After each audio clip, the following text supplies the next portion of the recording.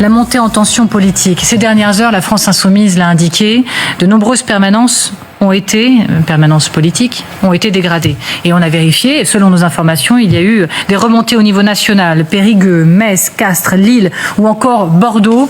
Alors, Manuel Bompard, lui, sur notre plateau, allait un peu plus loin. Il parlait de Paris, Rouen, Toulouse et Montpellier. On va l'écouter.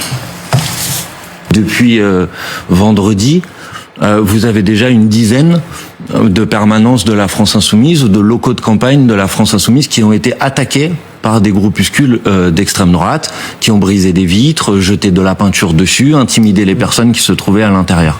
Moi, je veux dire les choses de manière très claire.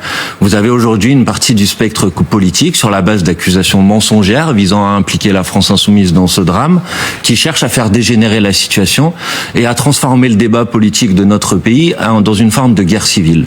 Et moi, je dis à tout le monde qu'il faut faire preuve du sang-froid le plus absolu pour ne jamais accepter de tomber dans ce climat de guerre civile que l'extrême droite veut importer dans ce pays. Selon nos informations, Laurent Nunez, le ministre de l'Intérieur, a envoyé un télégramme au préfet sur la vigilance autour des rassemblements à caractère politique et des permanences de campagne. Je vais citer Renaud Pilat, que vous connaissez tous et nos téléspectateurs bien sûr. Si la tragique mort de Quentin ne provoque pas un électrochoc et un coup d'arrêt, la France risque de sombrer dans un cycle de violence politique très dangereux. Est-ce que vous êtes d'accord avec ça, Raquel Garrido ?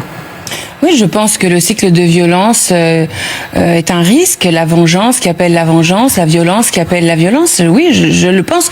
La violence en politique, c'est quelque chose qui n'est pas étranger à notre histoire. C'est pas étranger à mon histoire. Moi, je suis exilée chilienne.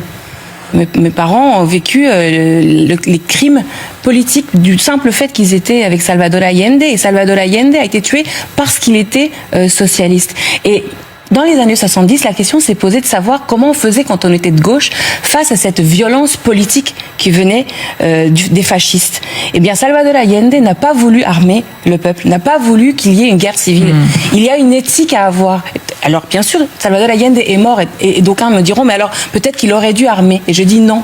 Non, en face, ils peuvent être barbares, ils peuvent être racistes, ils peuvent être violents. Hein. Dans mon cas, ils ont tourné et mis en scène un tutoriel sur comment m'assassiner. En décembre 2021, 2 militants zémouriens se sont retrouvés dans un stand de tir à l'arme lourde pour expliquer comment il fallait m'assassiner. Et ils ont fait circuler cette vidéo. D'ailleurs, à l'époque, ce sont les militants de la Jeune Garde, Raphaël Arnaud, qui ont identifié ces individus parce qu'ils avaient infiltré une de leurs boucles. Ça faisait partie de ce travail que faisaient les antifas. Bien sûr que, en fait, là, on ne joue pas le pays et le pays est au bord de quelque chose de très grave. Alors. Et donc, oui, la mort de Quentin